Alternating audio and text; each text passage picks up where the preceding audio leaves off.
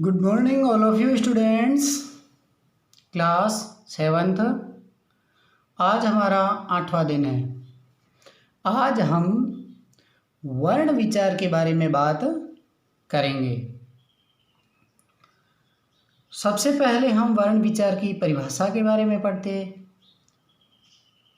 वर्णानां समूह इति वर्णमाला कथ्यते, अर्थात वर्णों के समूह को वर्णमाला कहते हैं।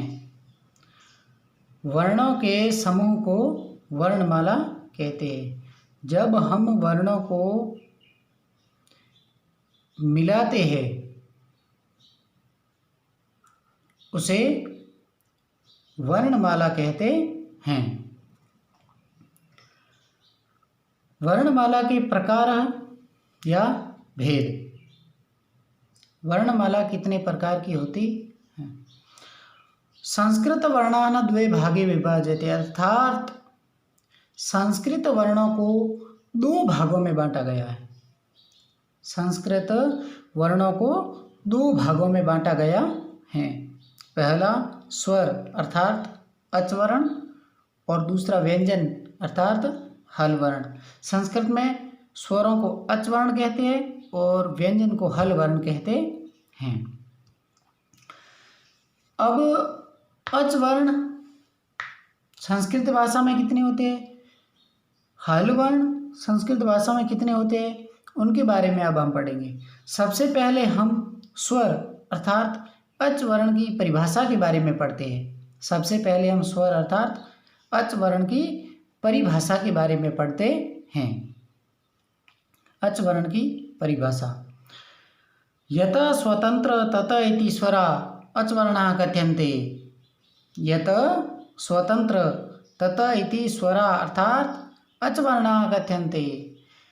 जो स्वतंत्र है वह स्वर अर्थात अच वर्ण कहलाते हैं। जो अपने आप में स्वतंत्र होते अर्थात जिसको लिखने में, पढ़ने में अथवा बोलने में किसी अन्य वर्ण की सहायता नहीं लेनी पड़े, वह अपने आप में स्वतंत्र होता है। और जो अपने आप में स्वतंत्र होता है वे वर्ण स्वर वर्ण अर्थात अच वर्ण कहलाते हैं। अर्थात जो पढ़ने, लिखने व बोलने में स्वतंत्र हो उसे स्वर अर्थात अच वर्ण कहते हैं। संस्कृत भाषा में स्वरों को 3 भागों में बांटा गया है। संस्कृत भाषा में स्वरों को 3 भागों में बांटा गया है।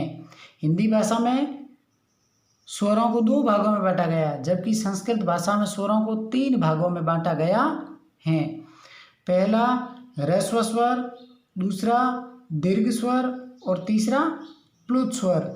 प्लुत स्वर का वर्तमान समय में प्रयोग नहीं किया जाता है। प्लुत स्वर का प्रयोग वैदिक काल में ही किया जाता था। वर्तमान समय में प्लुत स्वर का कोई प्रयोग नहीं किया जाता है, इसलिए उसका हिंदी भाषा में प्रकार भी नहीं है, जबकि संस्कृत भाषा में प्रकार माना जाता है, जबकि वर्तमान काल में उसका कोई प्रयोग नहीं किया जाता है। अब वो 3 प्रकार है। ह्रस्व स्वर में कौन कौन से स्वर आते हैं, दीर्घ स्वर में कौन कौन से स्वर आते हैं और प्लुत स्वर में कौन कौन से स्वर आते थे, उनके बारे में हम अगली क्लास में बात करेंगे। अगली क्लास में हम स्वर और व्यंजनों के प्रकार कौन कौन से होते हैं उनके बारे में बात करेंगे। धन्यवाद।